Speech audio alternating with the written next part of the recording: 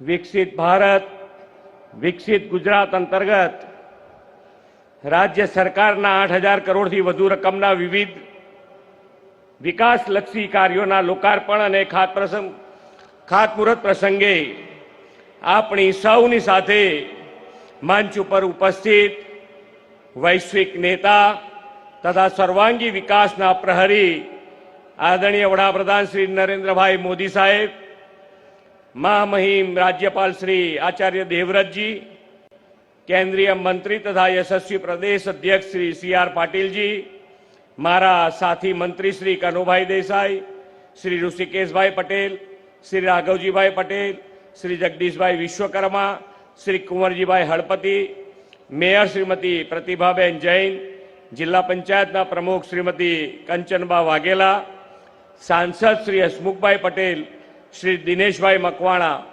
રાજ્યસભાના સાંસદ શ્રી નરહરિભાઈ અમીન, શ્રી મયંકભાઈ નાયક, શહેરના ધારાસભ્ય અને અધ્યક્ષ શ્રી અમિતભાઈ શાહ, સૌ સાથી મારા ધારાસભ્યશ્રીઓ, વિશાળ સંખ્યામાં પધારેલા સૌ નાગરિક ભાઈઓ બહેનો, પ્રેસ મીડિયાના મિત્રો, સૌને મારા નમસ્કાર.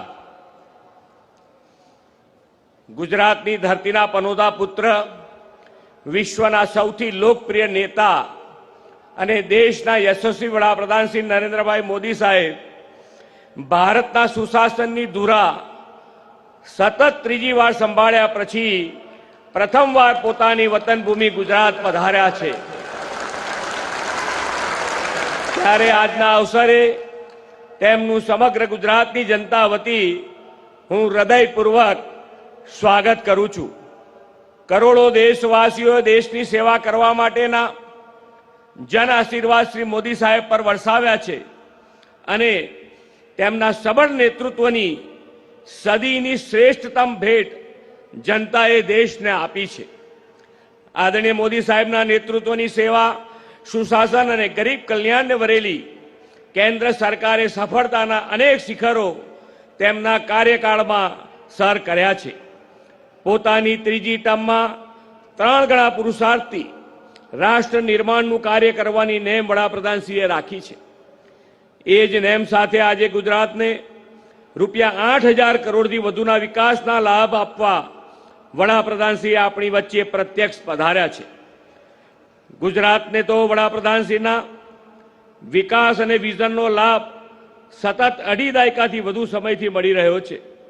દેશવાસીઓના અતૂટ વિશ્વાસ અને અતૂટ પ્રેમ વડાપ્રધાનશ્રીએ સંપાદિત કર્યા છે.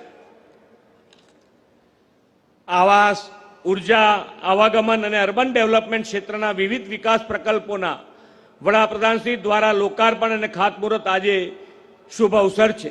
વિશ્વની સૌથી મોટી એફોર્ડેબલ હાઉસિંગ યોજના વડાપ્રધાનશ્રીના નેતૃત્વમાં દેશમાં સફળતાપૂર્વક કાર્યરત છે. ભારતના મધ્યમ ગરીબ વર્ગના 4 કરોડ પરિવારોને પ્રધાનમંત્રી આવાસ યોજનામાં પોતિકા ઘર મળ્યા છે. વધુ 3 કરોડ ઘર આપવાનો લક્ષ્યાંક વડાપ્રધાનશ્રીએ રાખ્યો છે. આજે ગુજરાતમાં 50,000થી વધુ શહેરી અને ગ્રામીણ પરિવારોને પ્રધાનમંત્રી આવાસ યોજનાના આવાસોની ભેટ વડાપ્રધાનશ્રી આપવાના છે. અત્યાર સુધીમાં રાજ્યમાં 9 લાખથી વધુ શહેરી અને 5.5 લાખથી વધુ ગ્રામીણ પરિવારોને આ યોજના અંતર્ગત પોતિકા મકાન મળ્યા છે. પ્રધાનમંત્રી આવાસ યોજનાના અમલમાં ગુજરાત દેશનું અગ્રેસર રાજ્ય છે.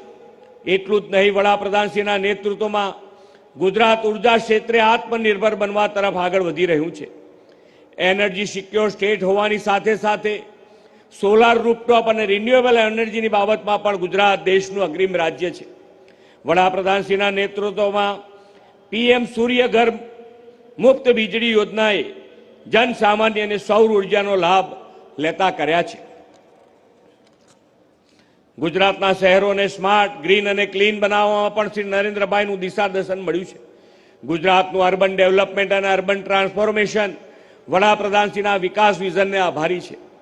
રોડ, રસ્તા, ઇલેક્ટ્રિસિટી, વોટર સપ્લાય અને સુએજ સિસ્ટમની પાયાની સગવડોની સાથે સાથે મોડર્ન અર્બન ઇન્ફ્રાસ્ટ્રક્ચર પણ ગુજરાતમાં આપણે વિકસાવ્યા છે. BRTS થી લઈને વર્તમાન સમયની આધુનિક અને ઉત્તમ પરિવહન સુવિધા મેટ્રોના પાયામાં મોદી સાહેબની વિકાસ નીતિ રહેલી છે. આજે તેમણે ગાંધીનગર, અમદાવાદ અને ગિફ્ટ સિટી આ ત્રણેયને પરસ્પર જોડતી મેટ્રો ટ્રેનના ફેઝ 2નું લોકાર્પણ કરીને દેશને વધુ એક ઉત્તમ આવાગમન પ્રકલ્પ આપ્યો છે. રાજ્યના બે વિકાસશીલ મહાનગરો અમદાવાદ અને ગાંધીનગર તથા ફિનટેક સિટી ગિફ્ટ હવે મેટ્રોની ઝડપી પરિવહન સેવાથી જોડાઈ ગયા છે. આના પરિણામે લાખો નાગરિકોને ટ્રાફિક મુક્ત પરિવહન સેવાનો લાભ મળતો થશે. વડાપ્રધાનશ્રીના માર્ગદર્શનથી દેશમાં રેલવે સેવાઓમાં ક્રાંતિકારી બદલાવ આવ્યો છે. વંદે ભારત ટ્રેનની પરંપરા તેમણે શરૂ કરાવી છે. દેશની પ્રથમ વંદે મેટ્રો ટ્રેન ભુજથી અમદાવાદ વચ્ચે શરૂ થઈ રહી છે. તેનું પણ લોકાર્પણ વડાપ્રધાનશ્રી આજે કરવાના છે. કચ્છના આર્થિક અને પ્રવાસન વિકાસને આ વંદે મેટ્રો ટ્રેન વધુ ગતિ આપશે. આ ઉપરાંત આજે દેશમાં શરૂ થઈ રહેલી વધુ 6 નવી વંદે ભારત ટ્રેનને પણ વડાપ્રધાનશ્રી ફ્લેગ ઓફ કરાવવાના છે. વિકાસના રાહે સતત નવા સોપાનો સર કરવાના જનકલ્યાણ અને જન સુખાકારી માટે શ્રી નરેન્દ્રભાઈ મોદીનું સતત માર્ગદર્શન આપણને મળતું રહે છે.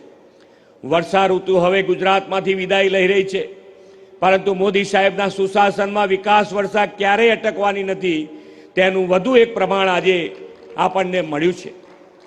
વડાપ્રધાનશ્રીના સક્ષમ નેતૃત્વમાં પથ અંત્યોદય, પ્રણ અંત્યોદય અને લક્ષ્ય અંત્યોદયના સંકલ્પથી ગુજરાતની વિકાસ યાત્રાને વધુ આગળ લઈ જવી છે. વિકસિત ભારતના નિર્માણમાં દેશનું ગ્રોથ એન્જિન ગુજરાત અગ્રીમ યોગદાન આપશે. આપણે સૌ સાથે મળી વિકસિત ગુજરાતના નિર્માણથી વિકસિત ભારતનો સંકલ્પ સાકાર કરીએ.